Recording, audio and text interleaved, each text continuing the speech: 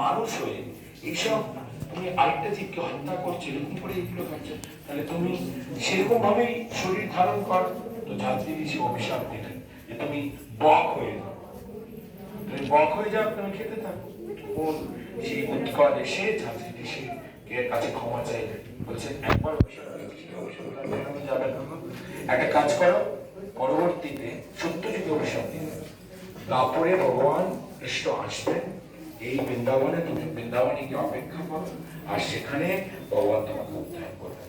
তো ঝাঁঝরি ঋষি যদিও ওষুধ ছিলেন, কিন্তু ভগবান তার শুদ্ধ রক্ত কথা দিয়েছেন যে তুমি উদ্ধার হবে। তার জন্য ভগবান এইখানে এসে এবং কতদিন অপেক্ষা করছিলেন এখানে এসে যে ভগবানের হাত থেকে উদ্ধার হবে।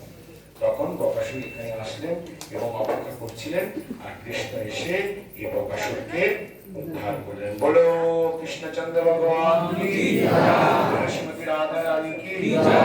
এর কাছেই আমরা যে রাস্তা দিয়ে আসছিলাম, আমার মনে পড়ছিল ওই রাস্তা দিয়ে আসার সময় একটা জায়গা আছে, সেই জায়গাটার নাম হচ্ছে, আমাদের পরিক্রমার মধ্যে পড়ছে, সেই জায়গাটা হচ্ছে ছাতা বা ছত্রবন।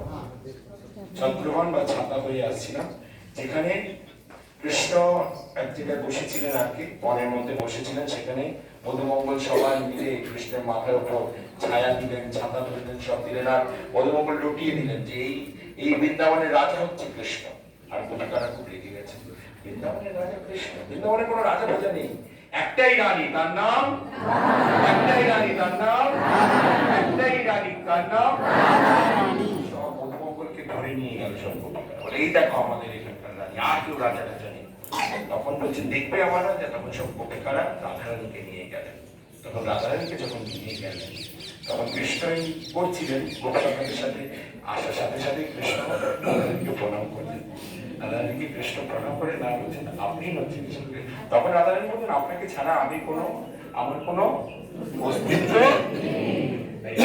কৃষ্ণ ভয় বসলেন, আর সবাই ছত্র ধারণ করলেন, সব গোপিকারা তাদের চামর করলেন এবং বিভিন্ন ভোগ ব্যঞ্জন ওখানে লাগানো হলো, এবং সম্পূর্ণরূপে এই ছত্রবনে এই লীলা হয়েছিল। তো আমরা এখানে খালি বনে প্রণাম করে আমরা এখন অঞ্জনকের দিকে চলে যাবো, সেখানে আমরা ব্রেকফাস্ট করবো। খুব সুন্দর স্থান, আজকে আমরা 8টা সখী গ্রামে যাচ্ছি।